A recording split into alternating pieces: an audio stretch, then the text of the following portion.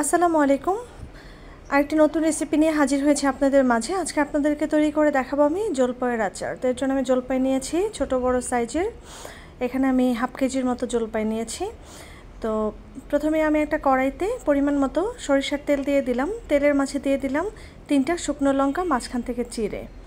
তো শুকনো লঙ্কাটাকে আমি একটু ভালো করে ভেজে নিব।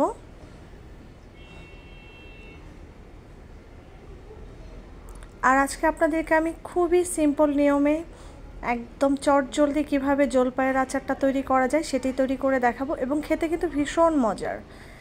তা আমি এখন জলপাইটা দিয়ে দিচ্ছি। আর অনেকেই জলপাই আসলে সেদ্ধ করে নেয়, কিন্তু আমার কাছে যেটা মনে হয় সেদ্ধর চাইতে আপনারা যদি কাঁচাটা দিয়ে একদম সরাসরি আচারটা তৈরি করেন তাহলে খেতে বেশি ভালো লাগবে এবং টেস্ট হয় বেশি। তো দিয়ে দিচ্ছি আমি খেজুরের গুড়, এখানে চিনিটাও অ্যাড করে দিলাম আমি। তো হাফ কেজি জলপাইয়ের জন্য আমি এখানে বড় কাপের 1 কাপ খেজুরের গুড় নিয়েছি, আর হচ্ছে 1 কাপ চিনি দিয়ে দিলাম। তারপরে মিষ্টিটা যে যেমন খেতে পছন্দ করেন ওই অনুযায়ী দিয়ে নেবেন।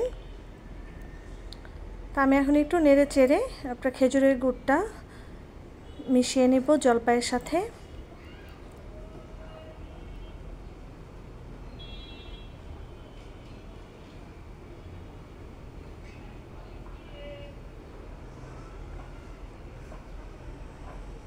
এই পর্যায়ে দিয়ে দিচ্ছি স্বাদ অনুযায়ী লবণ, দিয়ে দিচ্ছি লঙ্কা গুঁড়ো 1 টেবিল চামচ, ধনিয়া গুঁড়ো দিলাম 1 চামচ, হলুদ গুঁড়ো দিলাম হাফ চামচ।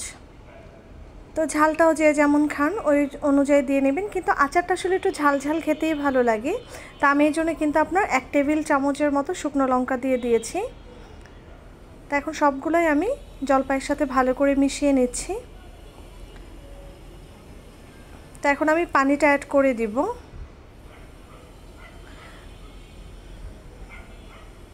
এখানে কিন্তু আমি 1 কাপের মতো পানি অ্যাড করে দিলাম। এর চাইতে আপনার বেশি পানি অ্যাড করার কোনো প্রয়োজন নেই।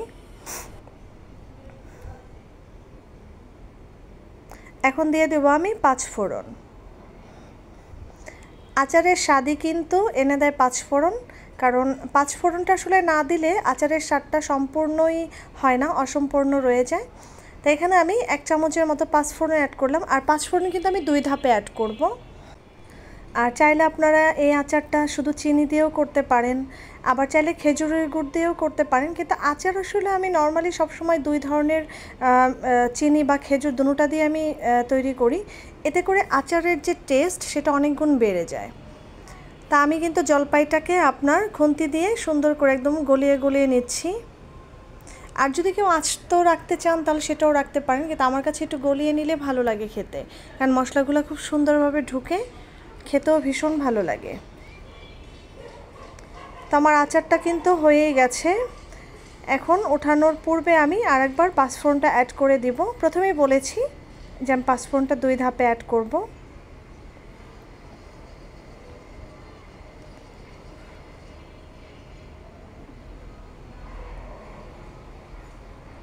তো 5 ফোড়নটা আমি দিয়ে দিচ্ছি। 5 ফোড়নটা দিয়ে আমি 2 মিনিটের মতো জ্বালাম করে নেব। তো আচারটা আমার কমপ্লিট হয়ে গেছে, দেখতেই পাচ্ছেন গ্রেভিটা কেমন আমি রেখেছি।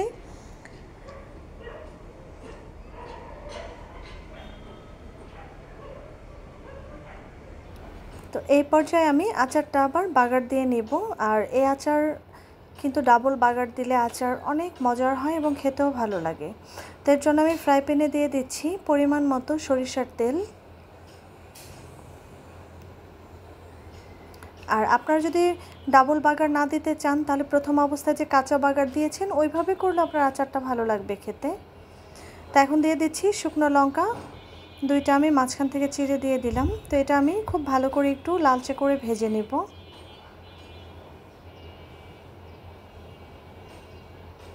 তো শুকনো লঙ্কাটা আমার ভাজা হয়ে গেছে। তো এই পর্যায়ে আমি এখানে জলপাইয়ের আচারটা দিয়ে দিব।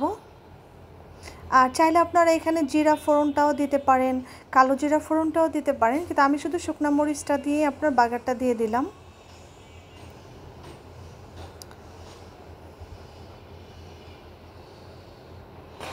তো আমার এই আচার রেসিপিটা যদি আপনাদের ভালো লাগে এবং কাজে আসে, অবশ্যই আমার চ্যানেলটা সাবস্ক্রাইব করে আমাকে সাপোর্ট করবেন। যেহেতু আমি নতুন ইউটিউবে এসেছি, তো সেদিক থেকে আমাকে একটু সাপোর্ট করবেন। আর আচার কেমন লাগলো সেটা অবশ্যই আমাকে কমেন্ট করে জানাবেন। আর বেল আইকনটির অলে টিপ দিয়ে রাখবেন যেন আমার নতুন নতুন ভিডিওর নোটিফিকেশন দ্রুত আপনাদের কাছে চলে যায়। সবাই খুব ভালো থাকবেন। আসসালামু আলাইকুম।